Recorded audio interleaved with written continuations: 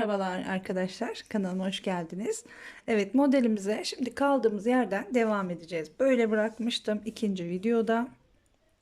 Buradan birleştirdik. Şimdi bir üste birlikte geçelim. Yeni gören arkadaşlar için ise büyük yuvarlak bir parça yapıyorum. Yine istek bir modeldi. Bu şekilde bu modeli yapmaya çalışıyorum. Şu anda şu sıradayız. Daha bayağı öreceğiz. Birinci ve ikinci bölümün linklerini de videonun altında açıklamalar bölümüne yerleştireceğim. Oradan tıklayarak izleyebilirsiniz. Şimdi burada ipimizi birleştirdik. 3 tane zincirle yukarıya çıkıyoruz. Şöyle burayı netleyelim. 3 tane zincir.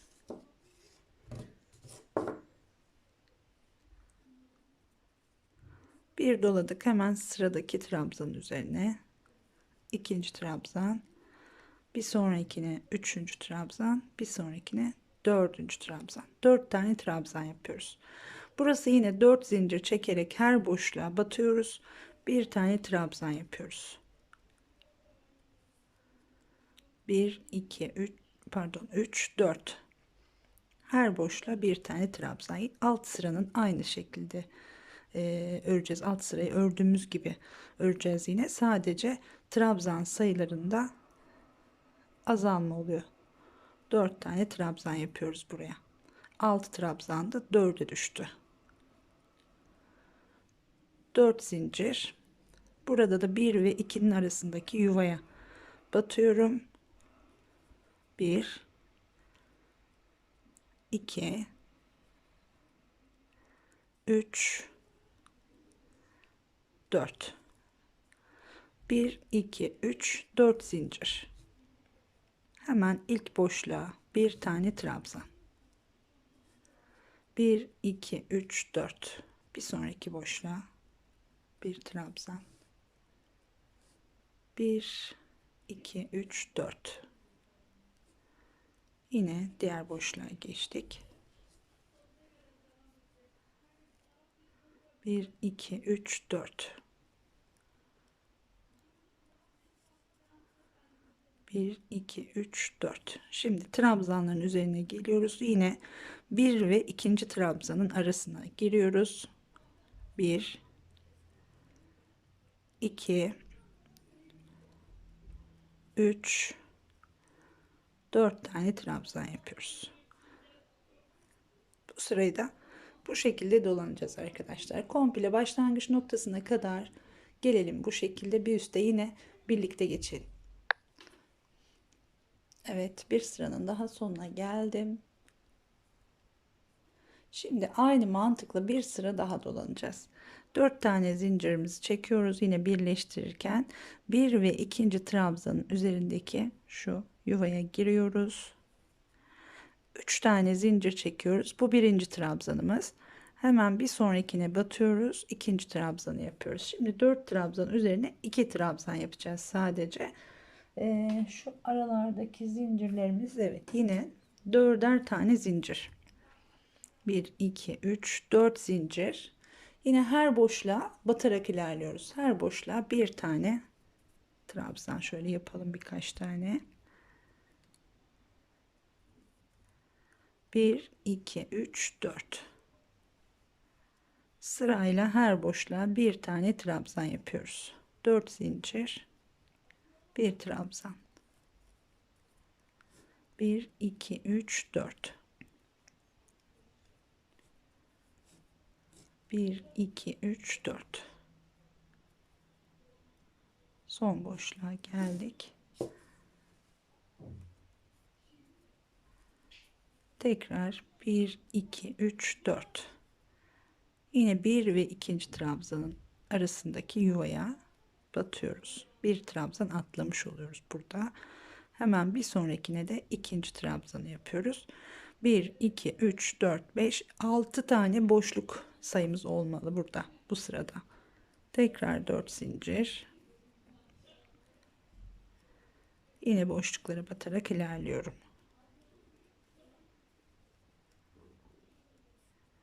1 2 3 4. 1 2 3 4. 1 2 3 4 1 2 3 4 zincir, yine buraya 2 tane trabzan. Evet, bu sıramızda tamamlayalım. Bu şekilde başlangıç noktasına kadar gelelim. Sonra bir üste yine birlikte geçelim. Evet, bu sırayı da tamamladım. Yine bakalım şöyle. Bu şekilde başlangıç noktasına kadar geldik. Şimdi yine 4 tane zincirimizi çekiyoruz. 2 tane trabzanımız var zaten. Tam ikisinin ortasına batıyoruz. Birleştiriyoruz. Evet, bir sıra daha bu şekilde öreceğiz. Şimdi bir tane trabzan yapacağız buraya. Bu trabzan için 3 tane zincir çekiyorum. 4 tane de üzeri için çekiyorum. 1 2 3 4. Toplamda 7 tane zincir çekmiş olduk. Bir doladım. Şimdi hemen önümüzdeki boşluğa yine batıyoruz. Burayı atlamıyoruz. İlk boşluğa giriyoruz. Bir trabzan. 1 2 3 4 zincir. Bir sonraki boşluğa bir trabzan. 1 2 3 4 zincir. Yine her boşluğa bir trabzan yaparak ilerliyorum.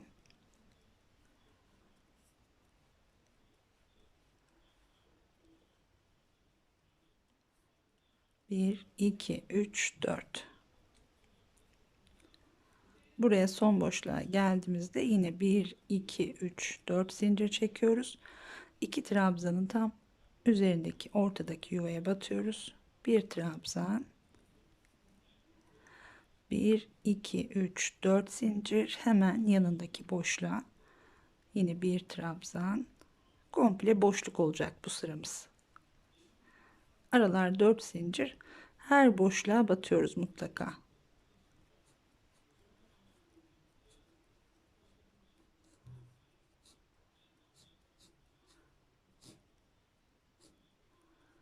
Bu şekilde. Bir sırada böyle dolanalım. Şimdi uzun uzun anlatmayayım. Çünkü aynı şekilde örüyoruz zaten. Ama her boşluğa batıyoruz. Şuradaki bir trabzanı yaptıktan sonra yanındaki boşluğa mutlaka batmayı unutmayalım. Bu şekilde başlangıç noktasına gelelim tekrar. Evet, bir sırayı daha tamamladım. Komple böyle boşluk yaparak geldik. Şimdi başlangıç noktasına kadar. Şimdi yine 4 tane zincir çekiyoruz. Buradan 3. zincire batarak şöyle 2 ilmek alalım. Birleştiriyoruz. Şimdi bu haliyle bile bayağı büyük oldu.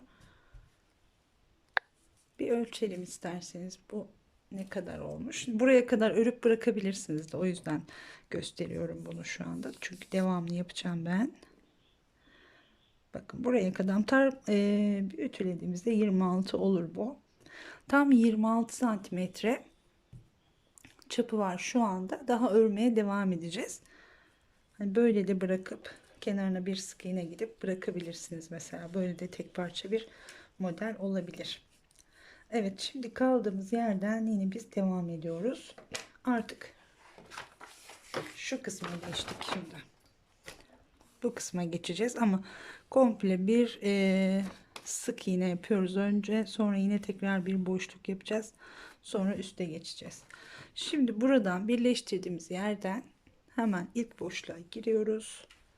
Komple sık iğne ile dolanacağız etrafını. Hemen ilk boşluğa giriyorum. Sık iğne yapıyorum. Tığ dolamadan giriyoruz. Bu şekilde 2 ilmek çekiyoruz. 2 3 4 tane sık iğne. 4 zincirimiz var zaten. Buraya 4 tane sık iğne yeterli oluyor.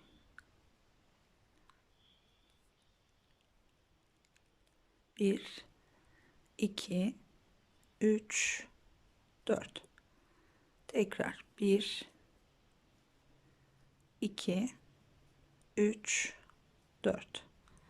Bu şekilde yapmamız gereken başka bir şey yok. Komple böyle sık iğne ile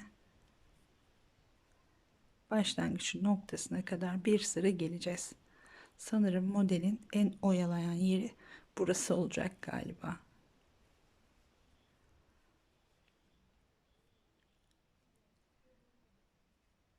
Bir, iki, üç, 4. Trabzanların üzerine yapmıyorum. Direkt boşluğa geçiyorum ve her boşluğa bu şekilde 4 tane sık iğne yapıyorum.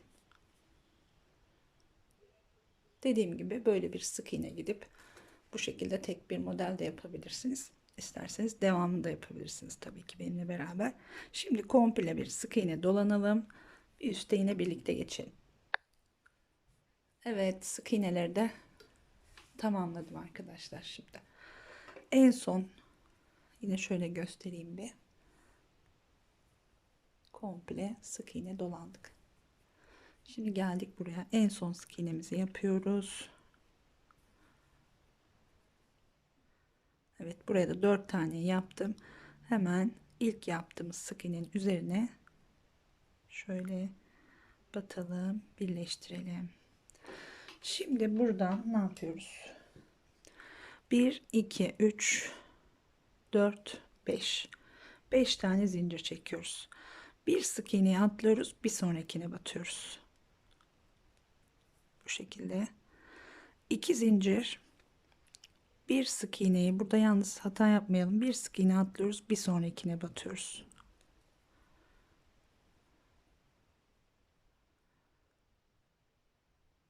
Şöyle yapalım, şöyle daha her boşluğun üstünde 2 tane trabzan olsa daha iyi olacak. Şimdi şöyle yaparsak daha rahat yaparız, karıştırmayız. Şimdi birleştirdik ya, bir sık iğne şöyle ileriye taşıyorum ipimi. Buradan 1 2 3 4 5 tane zincir, 3 tanesi trabzan için, 2 tanesi tepesi için. Bir atladım, bir sonrakine. Şimdi alt sıradaki her boşluğun üzerine 2 sık iğne olacak şekilde 2 zincir, bir doladık. Şimdi sıradaki sık iğneyi atlıyoruz, bir sonrakine batıyoruz. 2 zincir, sıradaki sık iğneyi atlayıp bir sonrakine batıyoruz. Bakın bu şekilde her boşluğun üstünde 2 tane trabzanımız oluyor. Böyle daha kontrollü gideriz. Şimdi birinciye atladım, ikinciye batıyorum.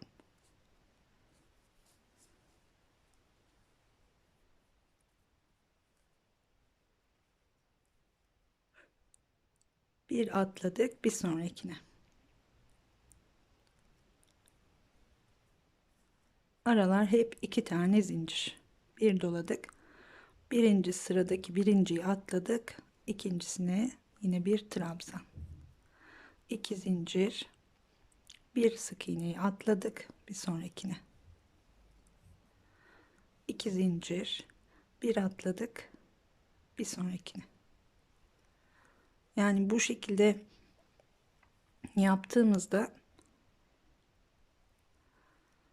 sık iğneler bazen gözümüzden kaçabiliyor, fazla atlayabiliyoruz. Ama şöyle yaptığımızda kontrol kaybetmemiş oluruz. Her boşluğun üzerinde 2 tane trabzanımız varsa doğru gidiyoruz demektir. Bir atlıyorum, bir sonrakine. Yani bütün sıra boyunca aslında yapmamız gereken bir sık iğneyi atlayıp bir sonraki sık iğneye batmak ve bir trabzan yapmak. Aralarda da 2 tane zincirimiz var.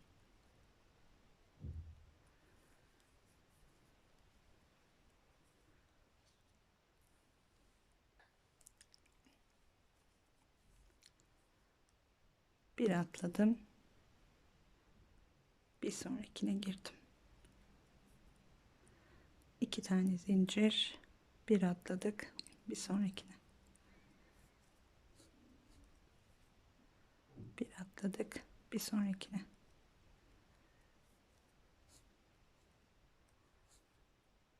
Bir atladık, bir sonrakine. Evet, bu şekilde yine bir sıra komple etrafını dolanıyoruz.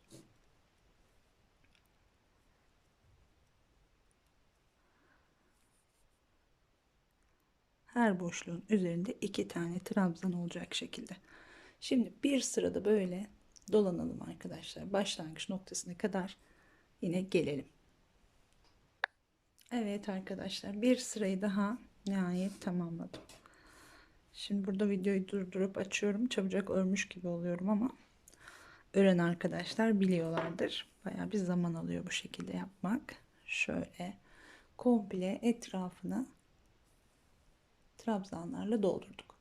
Dediğim gibi her boşluk üzerinde 2 trabzanımız var. Bakın böyle şu şekilde kontrollü yaptığımızda herhangi bir sıkıntı olmuyor. Bir sık iğne atladık. Bir sonraki sık iğneye batarak bu şekilde geldik. Şimdi şurada ilk başta başlarken zincirle birlikte 2 tane trabzanımızı yapmıştık. Buraya da birinciyi yaptım ben şimdi. Yine bir atladım. İkinciyi yapıyorum.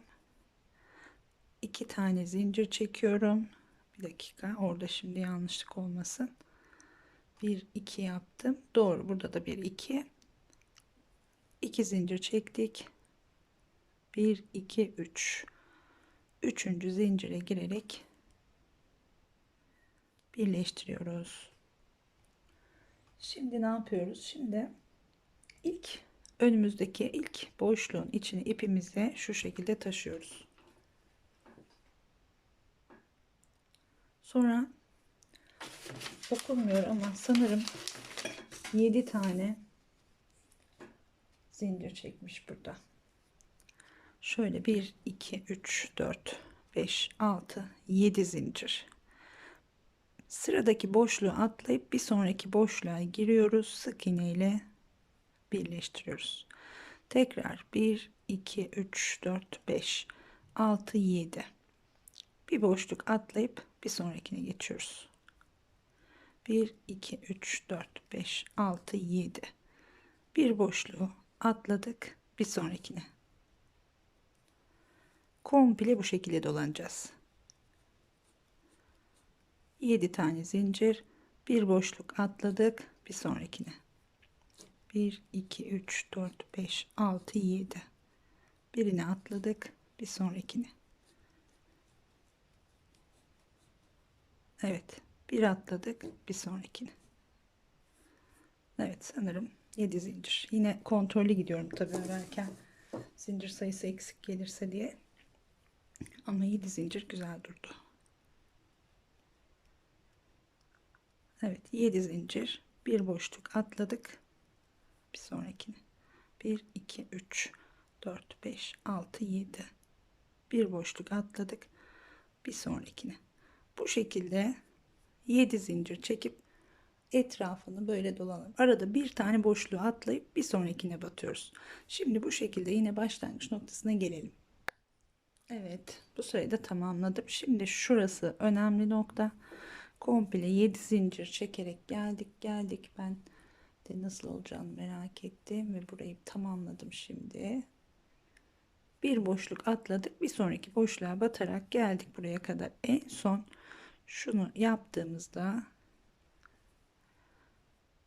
bakın burayla şu ipi çekemedim oradan. Şimdi bir boşluk atladık, buraya birleştirdik. Burada bir tane boşluğumuz kalmalı. Burada bir tane boşluğumuz kalmıyorsa bir hata yaptık demektir. Şimdi bir boşluk atladık, bir sonrakine, bir boşluk atladık, bir sonrakine, buraya kadar geldik. Burada da 7 zincir çekip şu ilk başladığımız zincirin dibine batacağız. 1 2 3 4 5 6 7 ipimizi taşımıştık ya boşluğun içine. Tam o noktaya batıyoruz ve şöyle birleştiriyoruz. Evet, şimdi böyle az gibi görünse de yaptım ama bayağı dolandığımız için zaman harcıyoruz arkadaşlar. Şimdi burada bırakıyorum. Bir sonraki videoda siz de buraya kadar tamamlayın. Bir sonraki videoda kaldığımız yerden devam edelim. Buraya birleştiriyorum. Diğer bölümde örmeye devam edeceğiz. Evet. Güzel oluyor. Ben beğeniyorum ama umarım sizler de beğeniyorsunuzdur. Beğenip beğenmediğinizi yorumlar yazarsanız sevinirim. Gayet zincir sayıları falan muntazam ilerliyor. Bunda herhangi bir sıkıntı yok. Evet, şimdilik bu kadar diyorum. Diğer bölümde görüşmek üzere. Hoşça kalın.